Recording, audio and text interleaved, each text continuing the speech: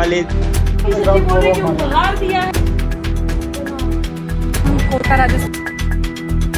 चलिए आप लोग आइए गए हैं तो शुरू कर लेते हैं आज के इस वीडियो को, जिसमें हम बात करने वाले हैं आजकल सोशल मीडिया पर क्या वायरल चल रहा है। खबर आ रहा है तमिलनाडु के करूर से, जहां साउथ एक्टर और टीबीके पार्टी के अध्यक्ष थालापति विजय की रैली में भगदड़ मच गया, जिसमें करीब 40 से ज्यादा लोग भीड़ के कारण कुचल के मारे गए।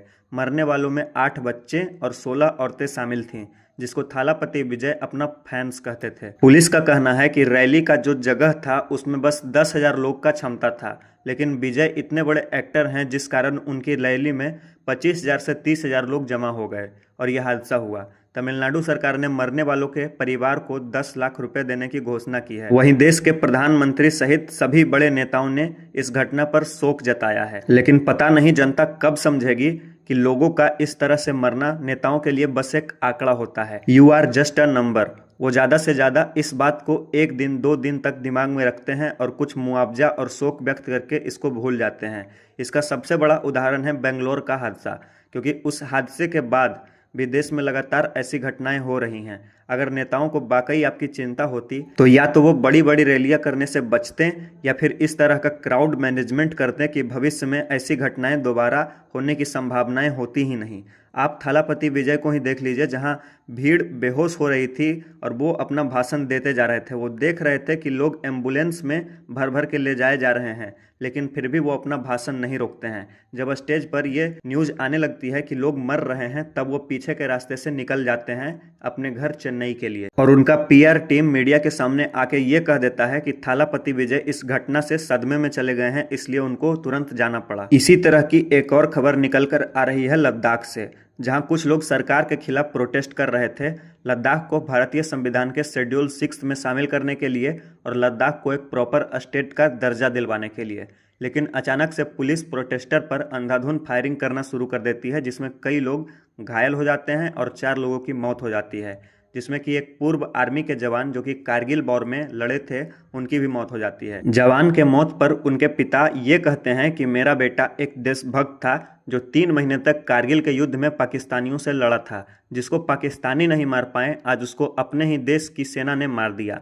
इन्हीं सब घटनाओं के कारण सोनम वांगचुक पर देश में अशांति लाने और दंगा भड़काने के आरोप में एनएसए लगा दिया गया। जरा सोचिए और आंख खोलकर देखिए कि हमारे देश में उस आदमी पर एनएसए लगा दिया जाता है जिसने दुनिया भर के देशों से अवार्ड लेकर अपने देश का नाम रोशन किया है। वहीं अगली खबर देखते हैं, जहां अमेरिका ने भारत के दवाओं के ऊपर टैरिफ बढ़ाकर 100% कर दिया है, जो कि 1 अक्टूबर से लागू कर दिया जाएगा, जिससे अमेरिकी बाजार में भारत के दवाओं की कीमत 2 गुनी हो जाएगी। अगर आपको पता नहीं है तो बता देते हैं कि अमेरिका में 40% जेनरिक मेडिसिन भारत से जाती है। लेकिन इसी बीच खबर निकल कर आई है कि जैसे ही ट्रंप सरकार ने भारत के दवाओं के ऊपर 100% टैरिफ की घोषणा की, वैसे ही चीन ने भारत के दवाओं के ऊपर लगे इम्पोर्ट ड्यूटी को ख़त्म कर दिया, जिससे यह होगा कि भारत की दवाएं पहले चाइना में महंगी बिकती थी, अब वो सस्ती हो जाएंगी। और इससे एक और मतलब निकलता है कि चीन भारत से अपना संबंध सुधारना चाहता है। चलिए अगली खबर देखते हैं राजस्थान के कोटा से, जहां कुछ मुस्लिम लड़कियों को डांडिया नाइट्स का टिकट तो बेच दिया गया, लेकिन उनको इवेंट के अंदर एंट्री नहीं दी जा रही है।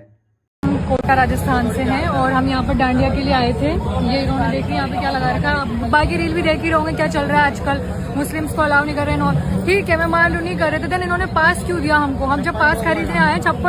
आगे देखिए यूपी के रीलबाज पुलिस को, जहां बरेली के एसएसपी साहब घोड़े पर बैठ के रात में भौकाल बना रहे हैं। आगे देखते हैं, जहां बाड़मेर में कांग्रेस कमेटी के द्वारा पूरे शहर में जगह जगह पर अश्लील होर्डिंग लगवाया गया।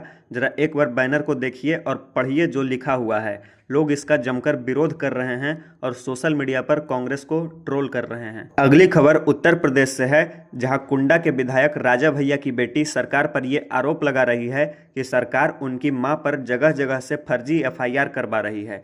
हाल ही में राजा भैया के बंदूकों के कलेक्शन का वीडियो सोशल मीडिया पर वायरल हो रहा था, जो कि राजा भैया की पत्नी ने ही करवाया था। अगली खबर हरदोई से है, जहां जिला कांग्रेस कमेटी के कार्यकर्ता वोट चोरी के खिलाफ प्रदर्शन कर रही थी, जिसको पुलिस के द्वारा कुछ इस तरह से रोका जाता है।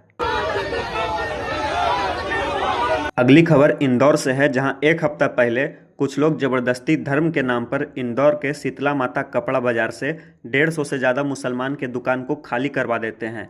इस घटना को बीते एक हफ्ता हो गया था, लेकिन कोई एफआईआर रजिस्टर नहीं हुआ था, जिसके बाद कांग्रेस के दिग्गज नेता दिग्विजय सिंह आज एक थाने में जाकर लोगों के बिहाफ पर एफआईआर दर्ज करवाते हैं। अगली खबर, जहां तमिलनाडु में किसी त्योहार के दौरान धर्म के नाम पर पाखंड चल रहा था, वहां से एक वीडियो वायरल होता है। जरा एक बार आप इस वीडियो को देख लीजिए, आपको सब कुछ समझ में आ जाएगा।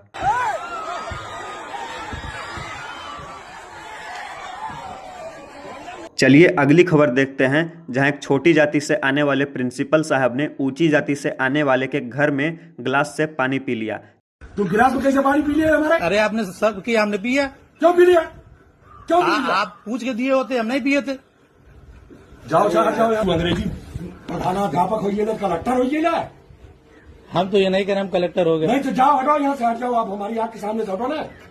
चलिए आगे देखते हैं, जहां समाजवादी पार्टी की नेता काजल निषाद एक दुकान में जाकर जीएसटी बचत दिवस की पोल खोल देती हैं।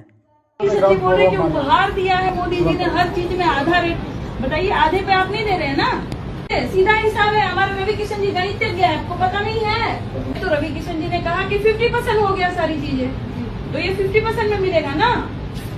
बाबू आपकी बहन की शादी है ना?